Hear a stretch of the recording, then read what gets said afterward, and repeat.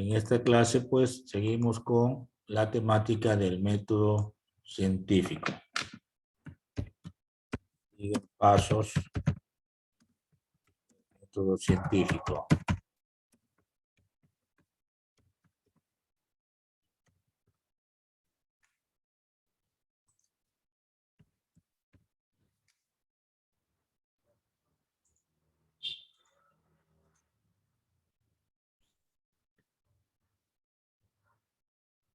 Bien. Habíamos llegado hasta el tercer paso, creo que es de experimentación, ¿verdad? Nos toca hablar del cuarto paso. Entonces acá tenemos cuarto paso.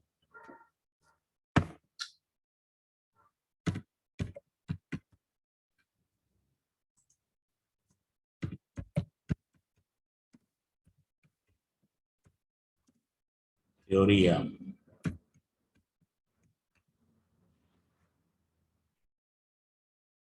Bueno, la teoría es una reflexión teórica sobre los resultados. Vamos a escribir algo ahí.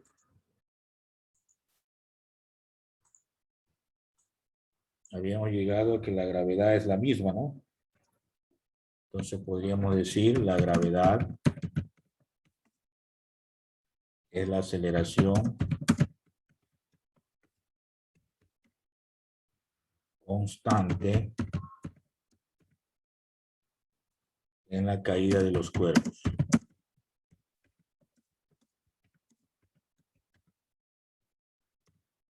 Ustedes saben que todo cuerpo cae hacia el suelo con esa aceleración en la Tierra de 9,8 metros sobre segundos cuadrados, valor aproximado.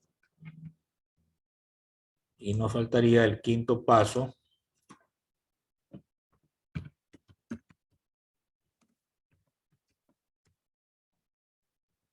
Quinto paso, que es la ley, ¿no? La ley. Aquí podríamos indicar lo siguiente. La gravedad es directamente proporcional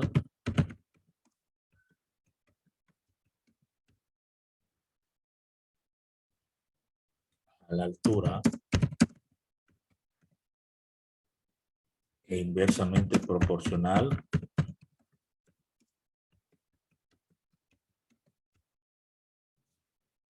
con el cuadrado del tiempo.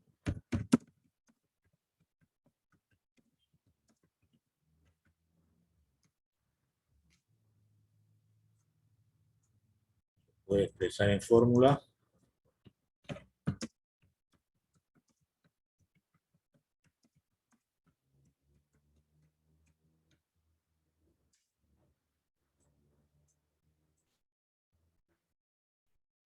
Podemos escribir gravedad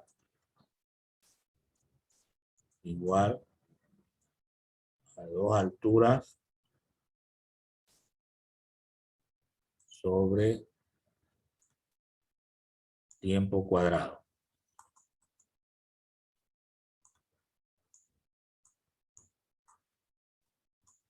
Bien, esa fórmula solo funciona si es que el cuerpo se deja caer, o sea, se lo suelta, tal como lo hemos hecho en este reporte, ¿no? En esta experiencia.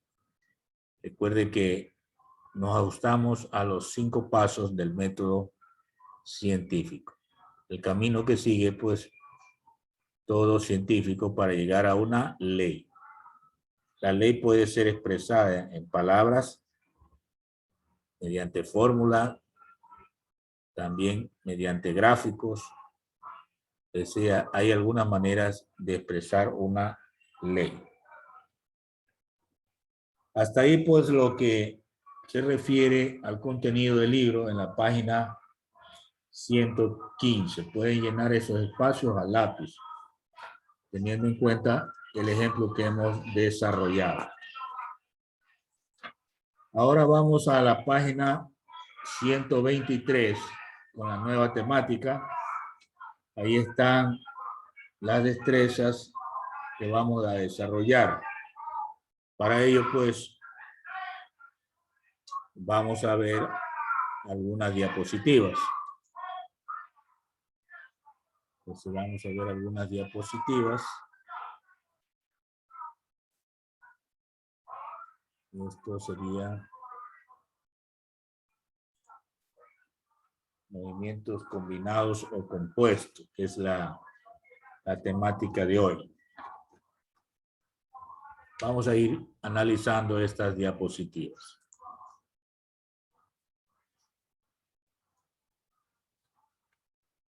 Bien, en la diapositiva hay la temática de movimientos combinados o compuestos.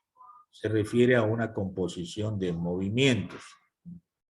En la práctica, generalmente, si nos movemos dentro de un vehículo, aun cuando esté en reposo, podemos hacer algunas cosas. Lanzar un objeto, cambiarnos de asiento.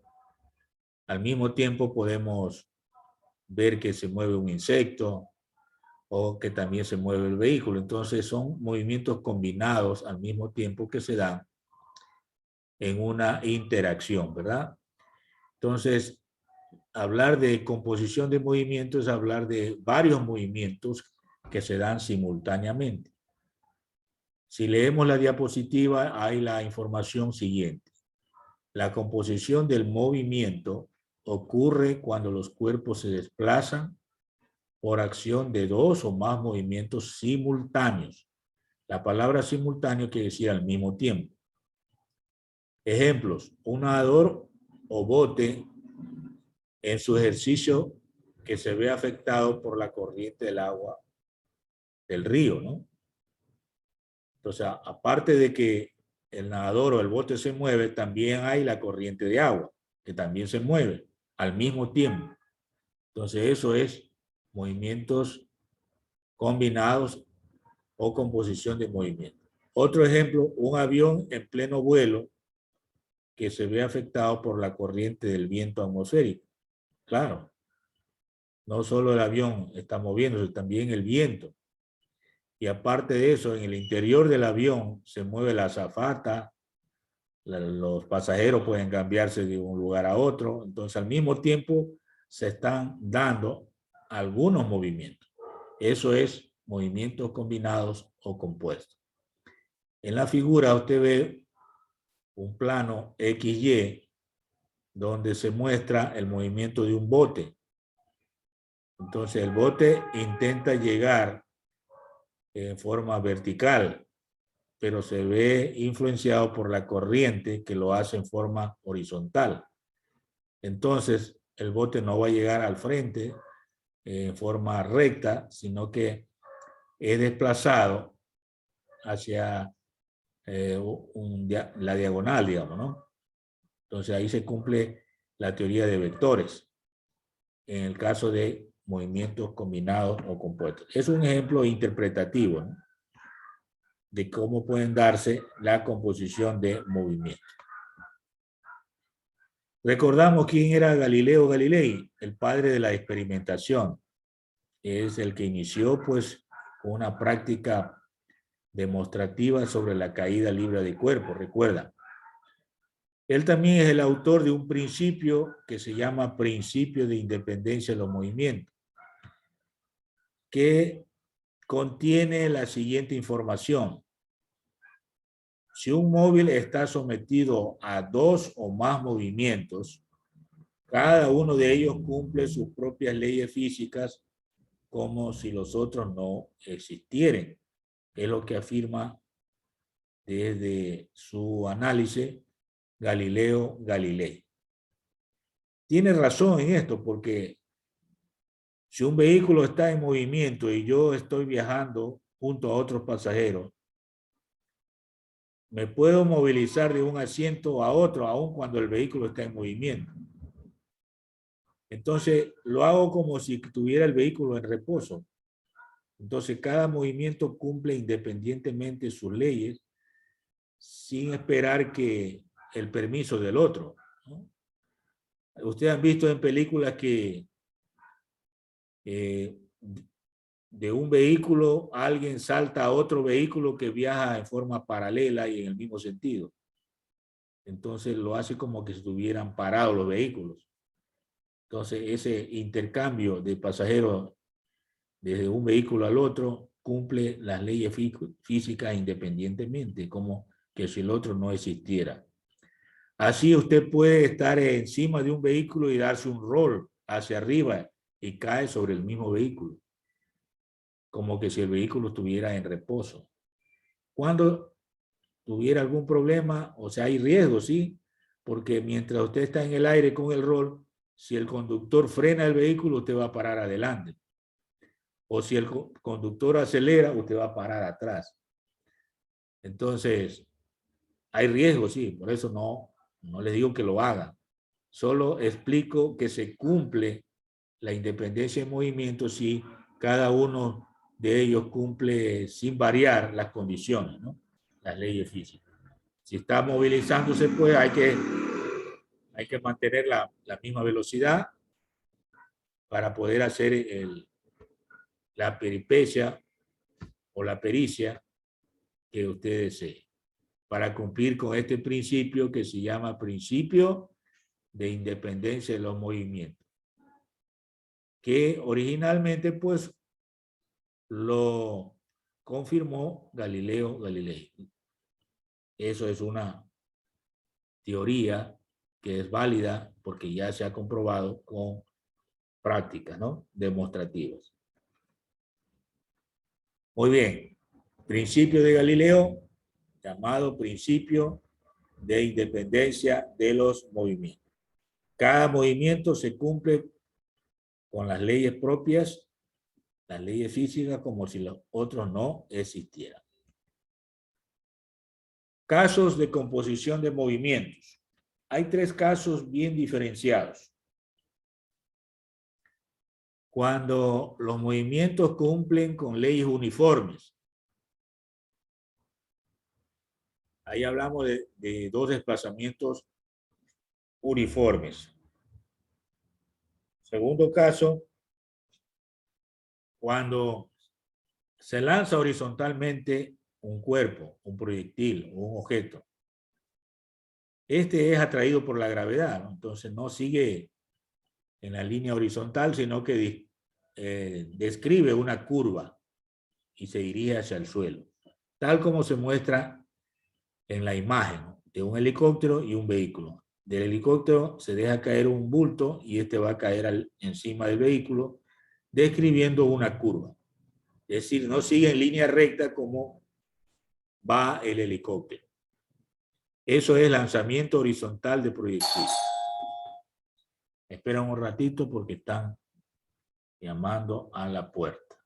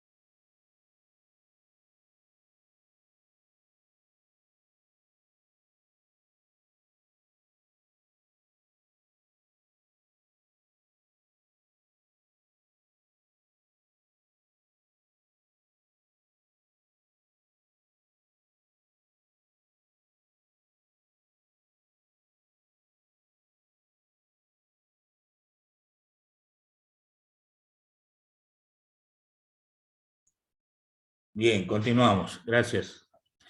Decía entonces que hay desplazamientos uniformes Hay lanzamiento horizontal de proyectiles y el tercer caso es el tiro parabólico de proyectiles.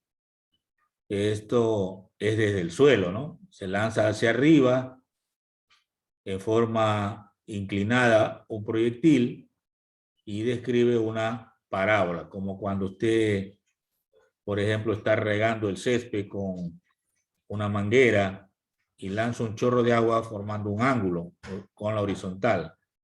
Entonces usted va a ver que el chorro de agua forma como una curva parabólica, ¿no? Esa es más o menos la forma del tiro parabólico. También en el fútbol se ve eso. Alguien lanza un balón, en este caso hacia arriba con un ángulo de inclinación, y la pelota pues describe una curva parabólica. Ese es el tiro parabólico. Bueno, son 3 casos de composición de movimiento. Cada uno de ellos lo vamos a explicar. Bueno, avanzamos entonces con los casos de desplazamientos uniformes en composición de movimiento. Recuerden, movimientos uniformes. El primer caso es cuando los movimientos están en el mismo sentido. Entonces, la velocidad resultante es la suma. Como cuando 2 vehículos se mueven en la misma dirección. Entonces, la velocidad resultante de los 2 vehículos equivale a la suma. Un ejemplo aplicativo. Cuando ustedes van al centro comercial y hay una escalera eléctrica, ustedes ven que las gradas suben, ¿no? Las gradas suben. Y si alguien quiere subir por esa escalera, también puede ir escalando, ¿no? Las gradas. O sea, hay 2 movimientos en el mismo sentido. El de la escalera y de la persona que sube. Allí entonces se suman las 2 velocidades y la velocidad resultante equivale justamente a eso, a la suma de las 2 velocidades. El otro caso es movimientos en sentidos contrarios. En ese caso se resta 2 vehículos que viajan pero en sentidos opuestos. La velocidad resultante equivale a la resta. Volviendo al ejemplo de la escalera, si la escalera está moviéndose hacia abajo y usted quiere subir por ahí, o sea, allí habría sentidos opuestos, ¿no? La escalera baja y usted sube por la escalera. Entonces, la velocidad resultante equivale a la resta. Para usted ganarle a la escalera tiene que tener una velocidad mayor, pues si no, no sube. Sería que baja. Para poder llegar a la planta superior, tiene que imprimir una velocidad mayor a la velocidad de descenso de la escalera. Entonces, velocidad resultante en este caso es la resta. Otro caso es en el caso del río, que ya explicamos anteriormente. La velocidad resultante se la obtiene aplicando el teorema de Pitágoras. O sea, velocidad horizontal al cuadrado más velocidad vertical al cuadrado, y luego a ese resultado le extraemos la raíz cuadrada. Eso sería la velocidad resultante cuando los movimientos son perpendiculares. O sea, hay una intención de cruzar el río en forma perpendicular a la corriente. Y el último caso, pues el caso general, en que los movimientos se cumplen formando una dirección distinta, que forman un ángulo entre ellos, un ángulo teta, y entonces ahí debemos recorrer una fórmula que nace de la teoría trigonométrica llamada ley trigonométrica aplicada a triángulos oblicuángulos. Esta ley recibe el nombre de ley de los cosenos, ¿no? Y entonces ahí tenemos una fórmula directa la velocidad 1 al cuadrado más la velocidad 2 al cuadrado más el doble de los productos multiplicado por el coseno del ángulo que existe entre esos dos vectores que corresponden a las direcciones de las velocidades que actúan, ¿no? Hay una imagen de un avión, por ejemplo, que va con una velocidad 1, pero se ve afectado por el viento con una velocidad 2, y entonces el avión sigue una nueva dirección que es de la velocidad resultante. Se forma un paralelogramo. Ya ustedes recuerdan la teoría de vectores. Esa es la resultante vectorial. El segundo caso de composición de movimiento, pues es el lanzamiento horizontal.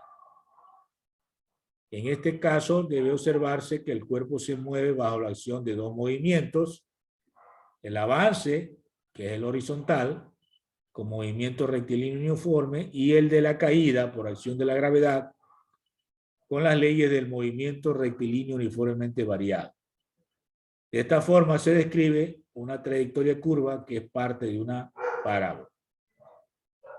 A la distancia que avanza el proyectil sobre el suelo se le llama alcance, ¿no? Y la altura que desciende, pues, se lo puede simbolizar con la letra H o con la letra Y. En cada punto del descenso en la trayectoria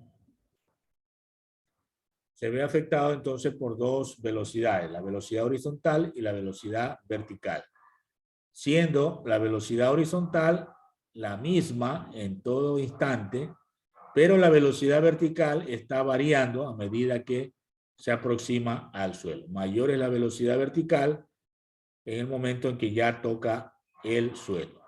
Y al inicio, pues la velocidad vertical, como se ve allí, no existe. Allí es cero, o sea, es como que el cuerpo se dejara caer.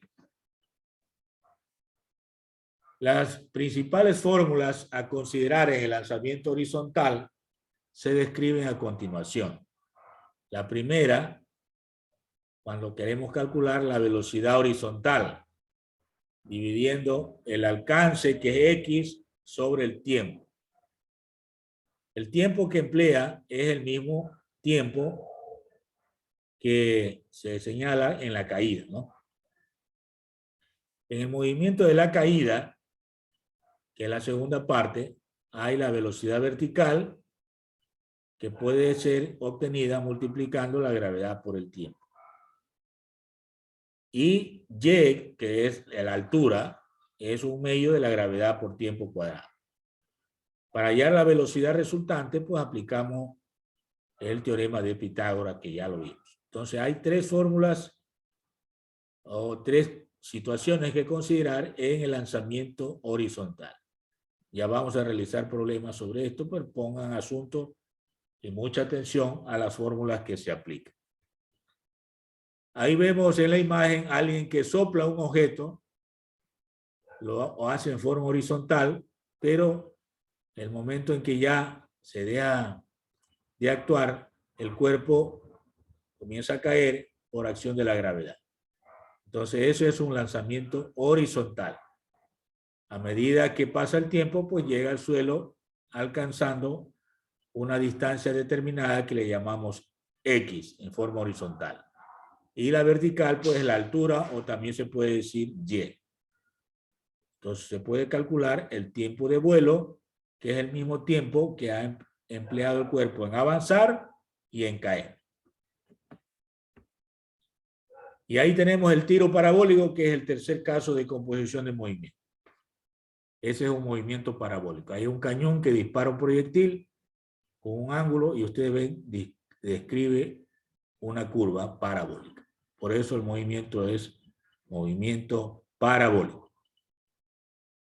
Si leemos la diapositiva, pues mencionamos que es el movimiento de un cuerpo que describe una trayectoria parabólica y que cumple con la siguiente composición.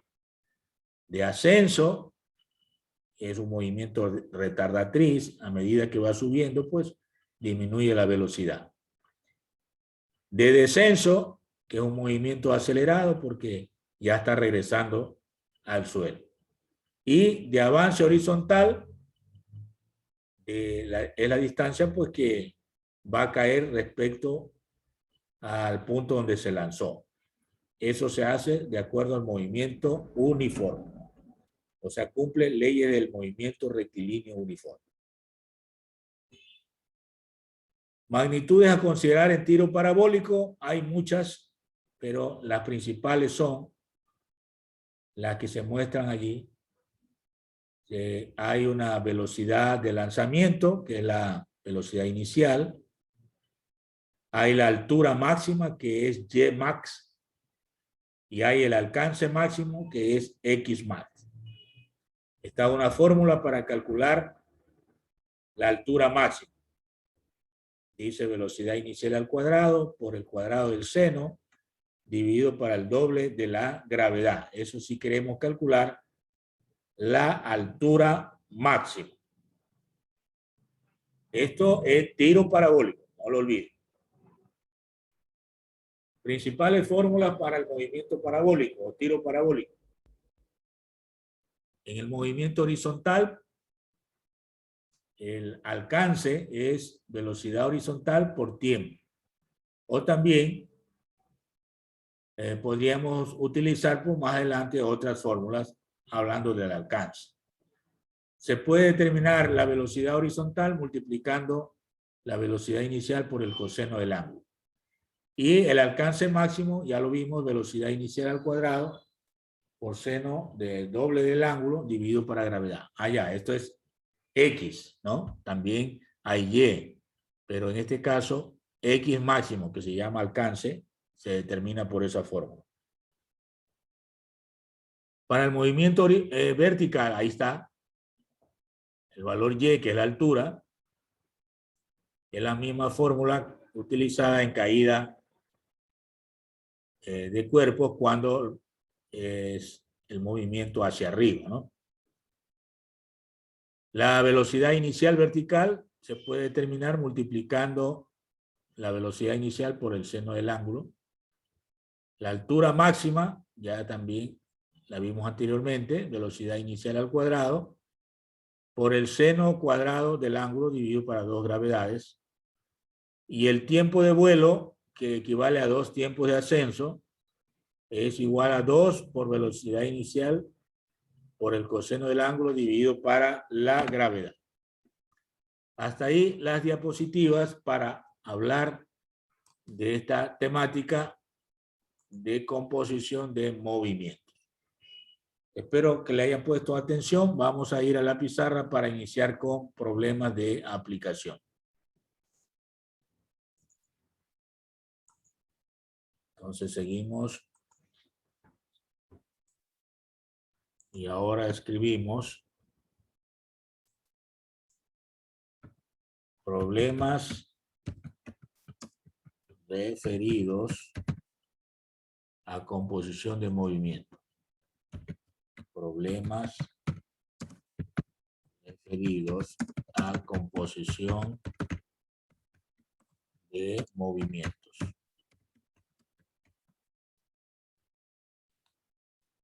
Bien, esto es lo que vamos a hacer.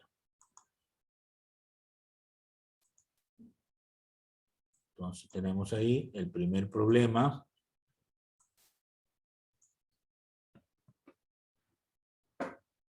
Primer problema.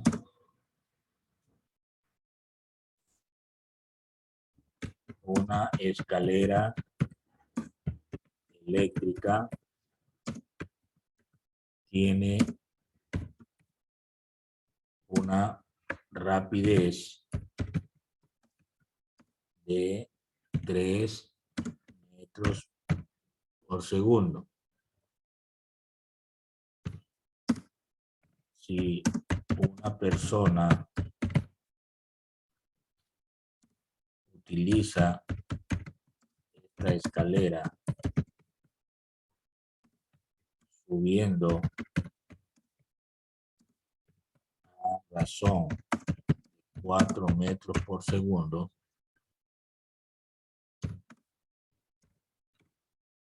¿Cuál es la rapidez resultante?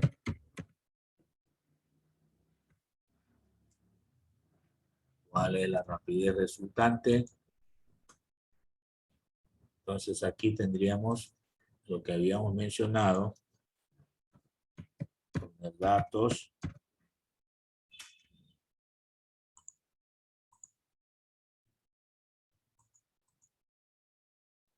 entonces rapidez 1, 3 metros por segundo,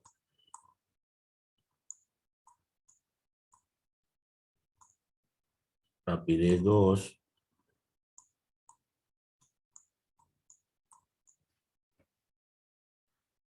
rapidez 2, 4 metros por segundo,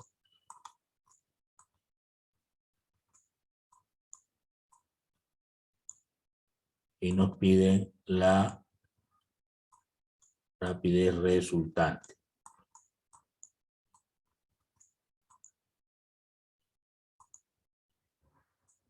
Tenemos ahí la figura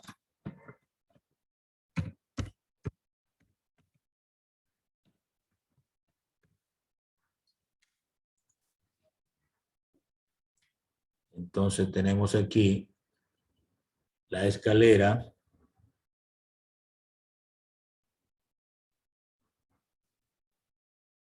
Vamos a dibujar esto.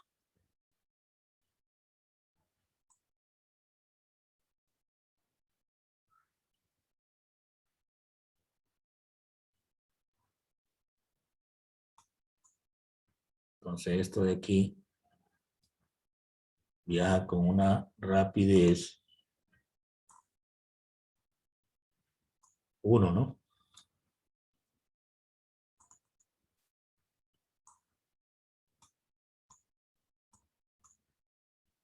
Y hay una persona que está subiendo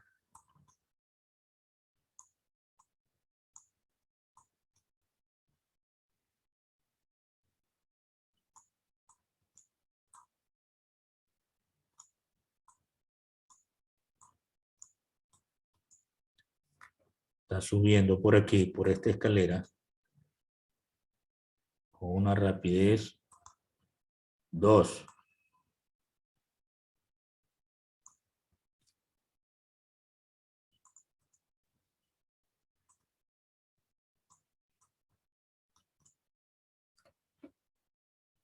¿Se comprende o no? Sí, ¿verdad? Entonces va a ocurrir una velocidad resultante o rapidez resultante. Sería así.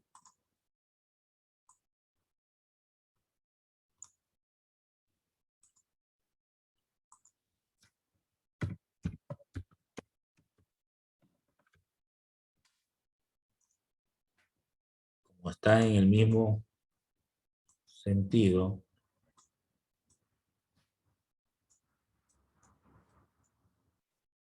lo que hacemos es sumarlo, ¿no?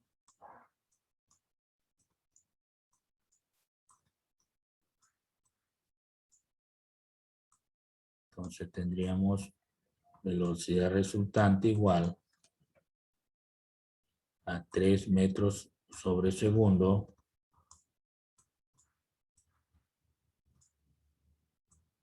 más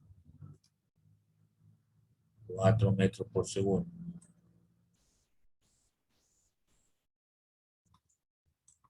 Quiere decir que llega más rápido, ¿no? La velocidad aumenta, llega más rápido, va apurado el señor, quiere estar arriba rápido.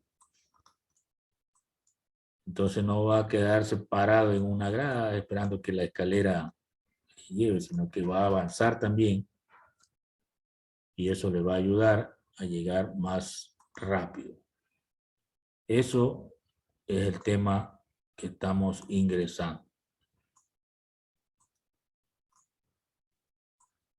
Entonces, esa sería la respuesta, ¿verdad? Va en la misma dirección. Ahora, el caso contrario, o sea, la escalera va hacia arriba y la persona, por ejemplo, va a bajar por la escalera que está subiendo. Entonces, ahí serían contrario, ¿no? Vamos a hacer eso.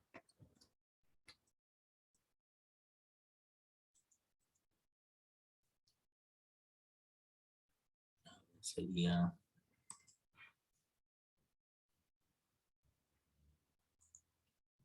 problema 2, ¿no?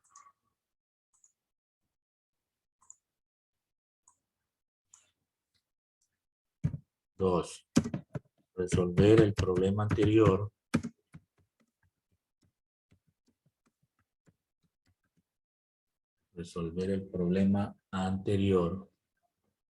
considerando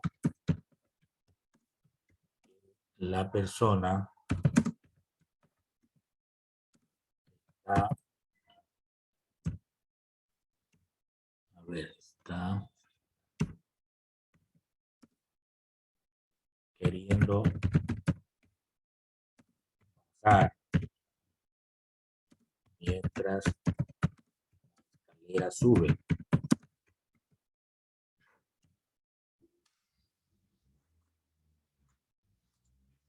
Entonces, en este caso, tendríamos los datos, nuevamente lo mismo, B1 igual a 3,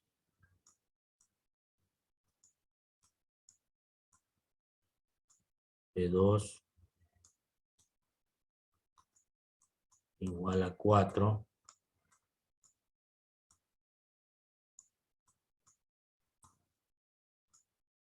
y me piden la velocidad resultante.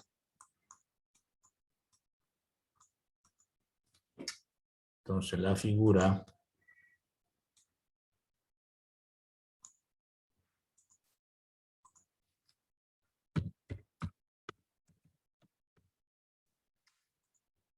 sería lo siguiente. Entonces tendríamos la escalera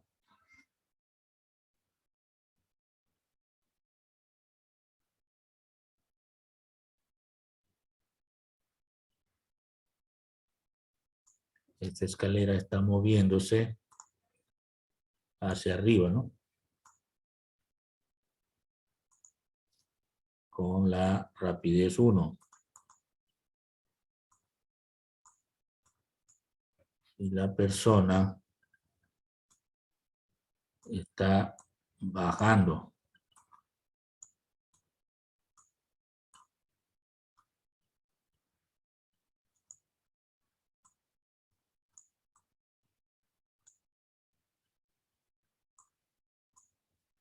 Esta persona está bajando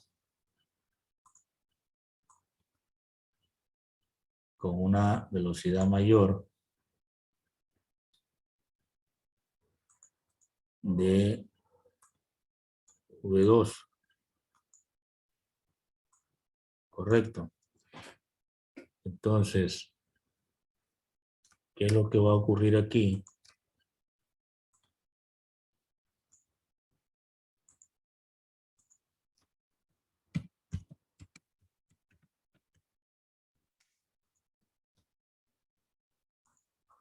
Que la velocidad resultante